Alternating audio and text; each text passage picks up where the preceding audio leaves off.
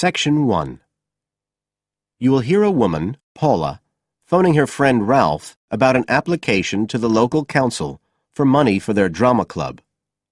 First, you have some time to look at questions 1 to 3 on page 66.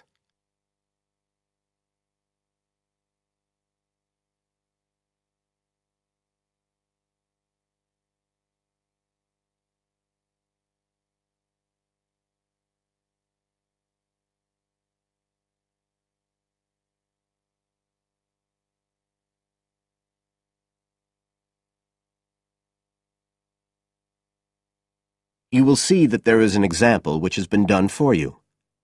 On this occasion only, the conversation relating to this will be played first.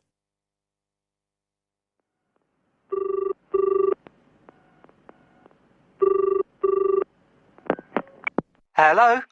Ralph, it's Paula. Hi. You know I told you we could apply to the local council for money for our drama club. I've got the application form here, but we need to get it back to them by the end of the week. I could send it on to you. You really ought to fill it in as president of the club, but I don't know if it'll get to you in time. Well, you're the secretary, so I expect it's okay if you fill it in. Yeah, but I'd really like to check it together. Right, that's fine. Like, the first part asks for the main contact person. Can I put you there? Sure. Right, so that's Ralph Pearson. The man's name is Ralph Pearson, so Ralph Pearson has been written in the space. Now we shall begin. You should answer the questions as you listen, because you will not hear the recording a second time. Listen carefully and answer questions 1 to 3.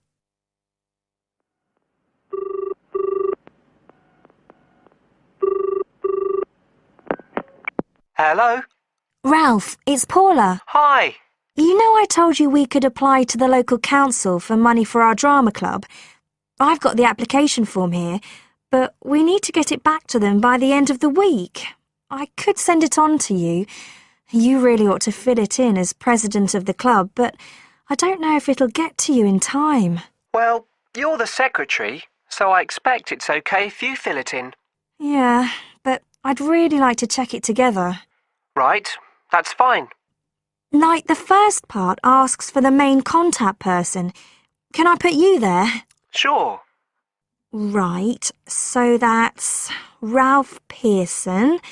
Oh, and then I need your contact address.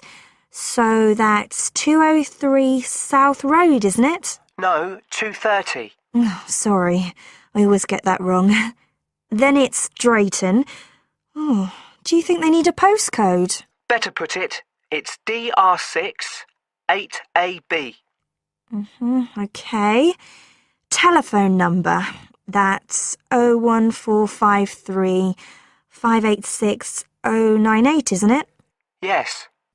Right. Now, in the next part of the form, I have to give information about our group. So, name of group, that's easy. We're the Community Youth Theatre Group. But then I have to describe it. So, what sort of information do you think they want? Well, they need to know we're amateurs, not professional actors. And how many members we've got. What's that at present, 20? 18. And should we put in the age range? That's 13 to 22. No, I don't think we need to. But we'd better put a bit about what we actually do. Something like members take part in drama activities. Activities and workshops? OK. Right. That's all for that section, I think. You now have some time to look at questions 4 to 10 on page 66.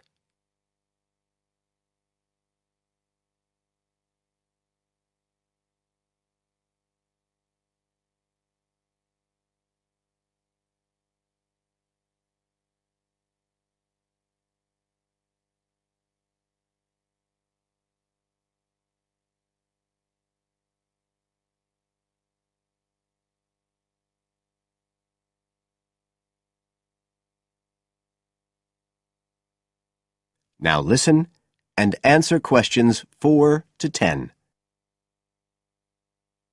Now, the next bit is about the project itself, what we're applying for funding for. So, first of all, they need to know how much money we want. The maximum's £500. I think we agreed we'd ask for £250, didn't we? OK. There's no point in asking for too much. We'll have less chance of getting it. Then we need to say what the project, the activity is. Right. So we could write something like, to produce a short play for young children. Should we say it's interactive? Yes, good idea. Right, I've got that. Then we have to say what we actually need the money for. Isn't that it? No, we have to give a breakdown of details, I think. Well, there's the scenery. But we're making that. We need to buy the materials, though. Oh, OK. Then there's the costumes. Right. That's going to be at least £50. OK. And what else? Oh, I just found out we have to have insurance. I don't think it'll cost much, but we need to get it organised. Yes, I'd forgotten about that. And we could be breaking the law if we don't have it. Good thing we've already got curtains in the hall. At least we don't have to worry about that. We'll need some money for publicity. Otherwise, no one will know what we're doing. And then a bit of money for unexpected things that come up. Just put sundries at the end of the list. OK, fine. Now, the next thing they want to know is if they give us the grant, how they'll be credited. What do they mean, credited? I think they mean how we'll let the public know that they funded us. They want people to know they've supported us. It looks good for them. Well, we could say we'd announce it at the end of the play. We could make a speech or something.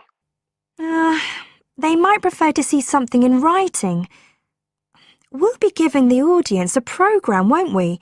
So we could put an acknowledgement in that? Yeah, that's a better idea.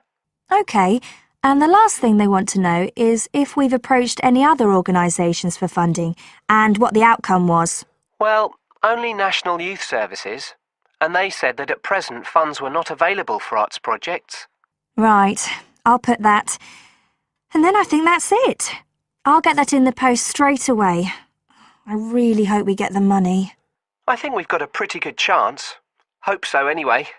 Thanks for doing all this, Paula. That's OK. See you soon. Bye. Bye. That is the end of Section 1. You now have half a minute to check your answers.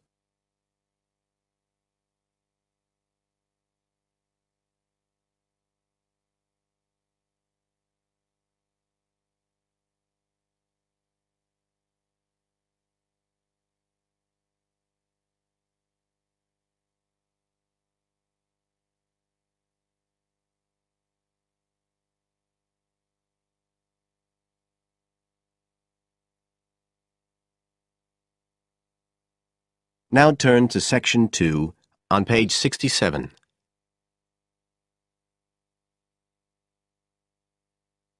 Section 2. You will hear Joanne describing her home city of Darwin in Australia to a man called Rob, who hopes to go there. First, you have some time to look at questions 11 to 15 on page 67.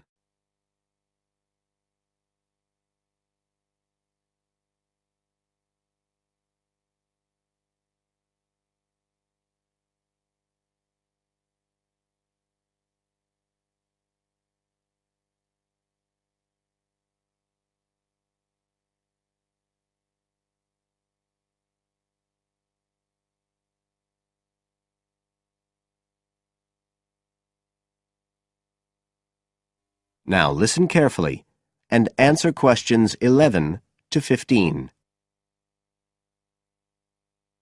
Joanne? Hi, you must be Rob. Nice to meet you. So, I hear you're planning to visit Australia. Yeah, and I really wanted to talk to you because I was thinking of spending some time in Darwin, and my sister told me you're from there. That's right. So, tell me about it. Well, where shall I start? Well, Darwin's in what they call the top end because it's right up at the northern end of Australia, and it's quite different from the rest of Australia in terms of cultural influences. In fact, it's nearer to Jakarta in Indonesia than it is to Sydney, so you get a very strong Asian influence there. That means we get lots of tourists. People from other parts of Australia are attracted by this sort of international cosmopolitan image. And as well as that, we've got the same laid-back atmosphere you get all over Australia, probably more so, if anything, because of the climate. But what a lot of the tourists don't realise until they get there is that the city's also got a very young population. The average age is just 29, and this makes the whole place very buzzy. Some people think that there might not be that much going on as far as art and music and dancing and so on are concerned because it's so remote. I mean, we don't really get things like theatre and opera in the same way as cities down in the south, like Sydney, for example, because of the transport expenses. But in fact, what happens is that we just do it ourselves.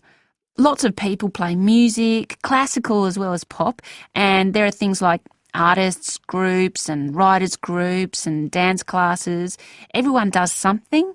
We don't just sit and watch other people. You said it's very international? Yeah, they say there's over 70 different nationalities in Darwin. For instance, there's been a Chinese population there for over 100 years. We've even got a Chinese temple. It was built way back in 1887, but when a very bad storm, a cyclone in fact, hit Darwin in the 1970s, it was almost completely destroyed. The only parts of the temple that survived were part of the altars and the stone lions. But after the storm, they reconstructed it using modern materials. It's still used as a religious centre today, but it's open to tourists too, and it's definitely worth going to see it.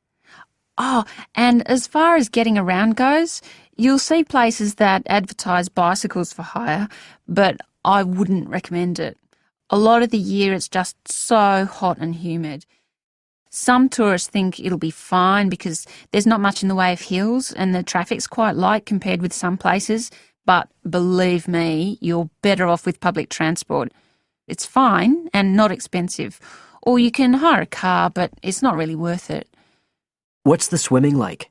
Well, there are some good beaches, but the trouble is that there's this nasty creature called the box jellyfish, and if it stings you, you're in bad trouble. So you have to be very careful most of the year, especially in the winter months. You can wear a lycra suit to cover your arms and legs, but I wouldn't like to risk it even so, personally. And there are the saltwater crocodiles too. I mean, I don't want to put you off.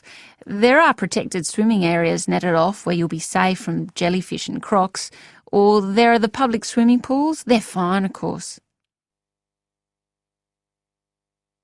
You now have some time to look at questions 16 to 20 on page 68.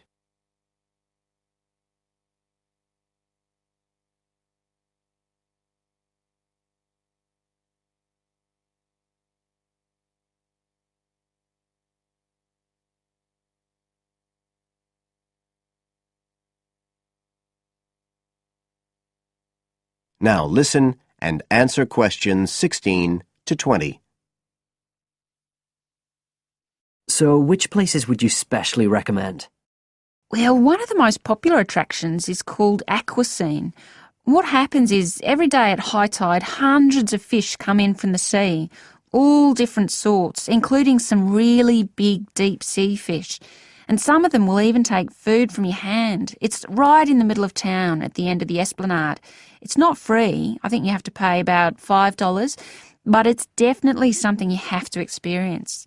Then, of course, Darwin has a great range of food, being such a cosmopolitan place. And if you don't have lots to spend, the best place to go is to Smith Street Mall, where they have stalls selling stuff to eat. There's all sorts of different things, including Southeast Asian dishes, which I really like. You'd think there'd be plenty of fresh fish in Darwin, as it's on the coast, but in fact, because of the climate, it mostly gets frozen straight away. But you can get fresh fish in the restaurants on Cullen Bay Marina. It's a nice place to go for a special meal, and they have some good shops in that area too. What else?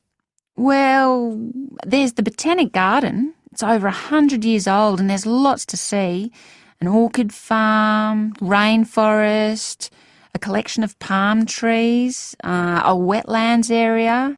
You can easily spend an afternoon there. That's at Fanny Bay, a couple of kilometres out to the north. Then, if you've got any energy left in the evening, the place to go is Mitchell Street. That's where it all happens as far as clubs and music and things are concerned. You'll bump into lots of my friends there. Talking of friends, why don't I give you some email addresses? I'm sure they wouldn't mind. That is the end of Section 2. You now have half a minute to check your answers.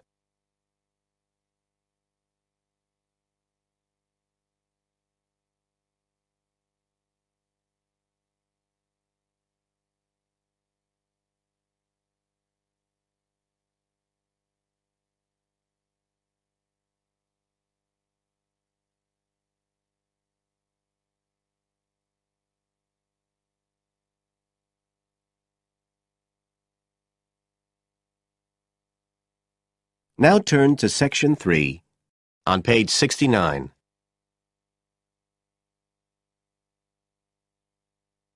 Section 3. You will hear two university students, Phil and Stella, talking to their tutor about their research project. First, you have some time to look at questions 21 to 27 on pages 69 and 70.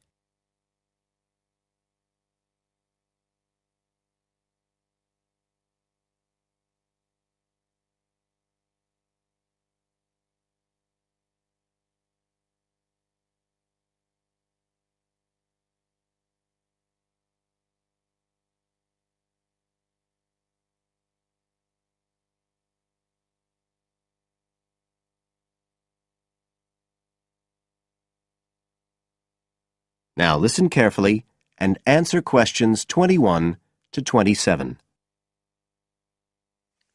Come in. Ah, yes, Stella. Is Phil there too? Mm-hmm. Good. Come on in. OK, so you're here to discuss your research project. Have you decided what to focus on? You were thinking of something about the causes of mood changes, weren't you? Yes, but the last time we saw you, you suggested we narrowed it down to either the effects of weather or urban environment. So we've decided to focus on the effects of weather. Right, that's more manageable. So, your goal is, Phil? To prove the hypothesis, no, to investigate the hypothesis that the weather has an effect on a person's mood. Good. And what's your thesis, Stella? Well, our thesis is that in general, when the weather's good, it has a positive effect on a person's mood, and bad weather has a negative effect. Can you define your terms here? For example, what do you mean by good and bad? OK, well, good would be sunny, warm weather, and bad would be when it's cold and cloudy or raining. And how would you define an effect on a person's mood? What would you be looking to find? An effect on the way a person feels. A change in the way they feel, like from feeling happy and optimistic to sad and depressed. Right. And what sort of weather variables will you be looking at? Oh, sunshine, temperature, cloudiness, precipitation, among others. It'll depend a bit what the weather's like when we do the survey. Fine. We'll talk about that in a minute. But first, what about background reading? I gave you some suggestions. Did you manage to read any of it? Yes, we read the Ross Vickers article, the one comparing the groups of American Marines training in summer and winter. That's quite relevant to our study. It was interesting because the Marines who were training in the cold winter conditions tried to cheer themselves up by thinking of warm places, but it didn't really work. Yes, they were trying to force themselves to have a positive mental outlook, but in fact it had the opposite effect, and they ended up in a very negative state of mind. And we found some more research by someone who wasn't on the reading list you gave us, George Whiteborn. He compared people living in 3 countries with very different climatic conditions. Actually, he looked at several things, not just the weather. But he found some people's reactions to bad weather were much worse than others, and it was linked to how stressed they were generally. The weather on its own didn't have such a significant effect on mood. And we looked at a paper by Haverton. Yeah, he broke weather up into about 15 or 16 categories and did qualitative and quantitative research. He found that humans respond to conditions in the weather with immediate responses, such as fear or amazement. But these responses can also be linked to associations from their earlier life, such as a particular happy or sad event. Did you have a look at Stanfield's work? Yes.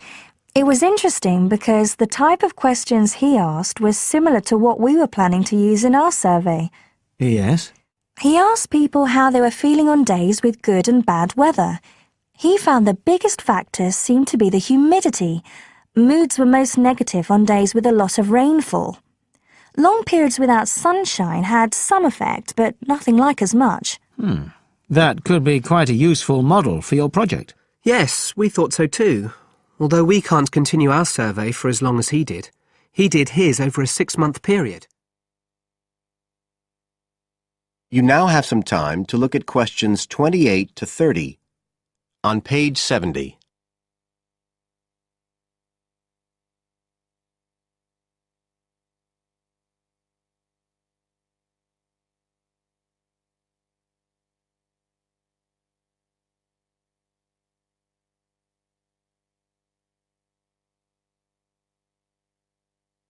Now listen and answer questions 28 to 30.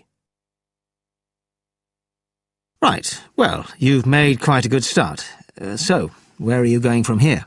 Well, we've already made the questionnaire we're going to use for the survey. It's quite short, just 8 questions. We're aiming to survey 20 people over a period of 3 months from October to December. We can't specify the actual dates yet because it depends on the weather.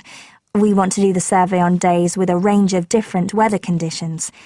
And we'll just be working on campus, so our data will only be statistically sound for the student population here. That's okay.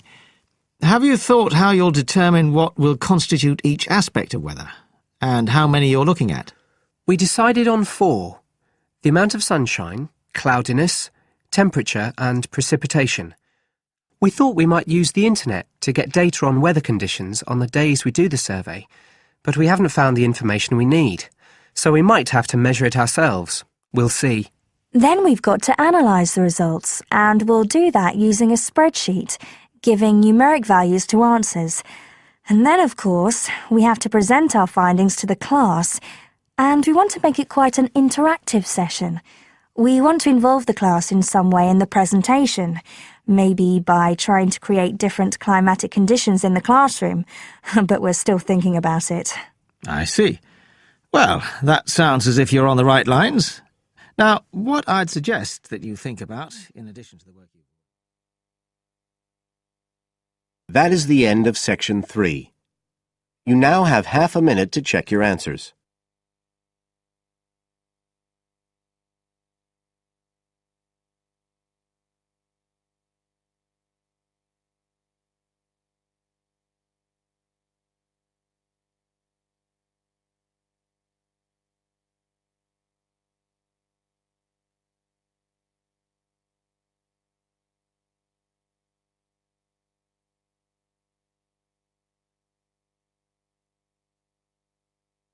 Now turn to section 4 on page 71.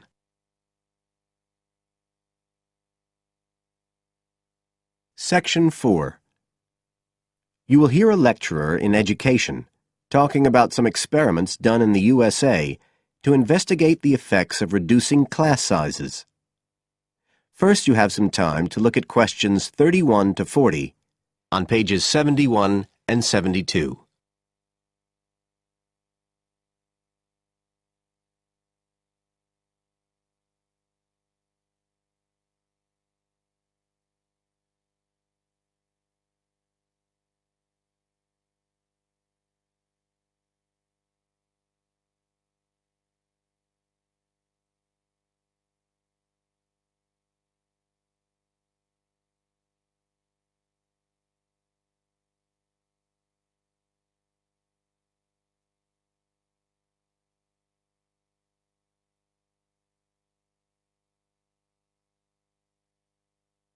Now listen carefully and answer questions 31 to 40. All over the world, there are passionate arguments going on about how educational systems can be improved. And of all the ideas for improving education, few are as simple or attractive as reducing the number of pupils per teacher. It seems like common sense. But do these ideas have any theoretical basis? Today, I want to look at the situation in the USA and at some of the research that has been done here in America on the effects of reducing class sizes.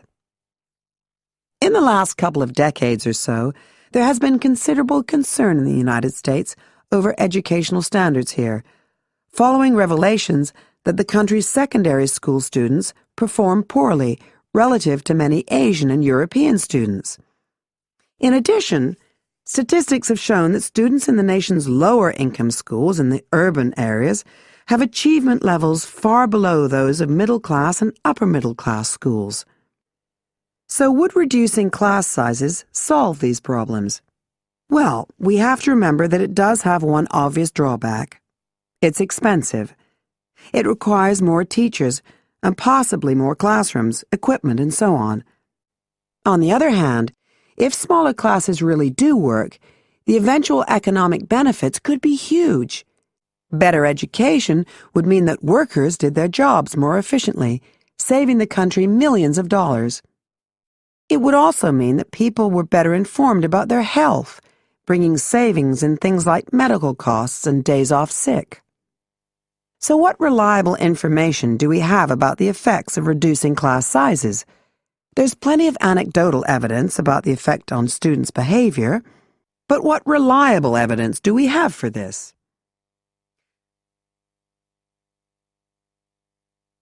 Let's have a look at 3 research projects that have been carried out in the USA in the last couple of decades or so. The first study I'm going to look at took place in the state of Tennessee in the late 1980s. It involved some 70 schools. In its first year, about 6,400 students were involved, and by the end of the study, 4 years later, the total number involved had grown to 12,000. What happened was that students entering kindergarten were randomly assigned to either small classes of 13 to 17 students or regular-sized classes of 22 to 26. The students remained in whatever category they had been assigned to through the 3rd grade, and then, after that, they joined a regular classroom. After the study ended in 1989, researchers conducted dozens of analyses of the data. Researchers agree that there was significant benefit for students in attending smaller classes, and it also appears that the beneficial effect was stronger for minority students. However, there's no agreement on the implications of this. We still don't know the answer to questions like how long students have to be in smaller classes to get a benefit, and how big that benefit is, for example. The second project was much larger and took place in California. Like the Tennessee study, it focused on students from kindergarten through to grade 3, but in this case, all schools throughout the state were involved. The experiment is still continuing, but results have been very inconclusive, with very little improvement noted. And the project has, in fact, also had several negative aspects. It meant an increased demand for teachers in almost all California districts. So the better-paying districts got a lot of the best teachers, including a fair number that moved over from the poorer districts. And there were a lot of other problems with the project. For example, there weren't any effective procedures for evaluation. All in all, this project stands as a model of what not to do in a major research project. A third initiative took place in the state of Wisconsin at around the same time as the California project began, and it's interesting to compare the two. The Wisconsin project was small.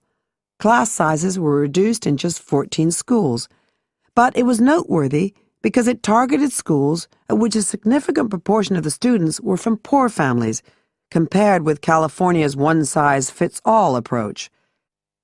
Analysts have found that the results are very similar to the Tennessee project, with students making gains that are statistically significant and that are considerably larger than those calculated for the California initiative. Now, I'd like to apply some of these ideas to the latest. That is the end of Section 4. You now have half a minute to check your answers.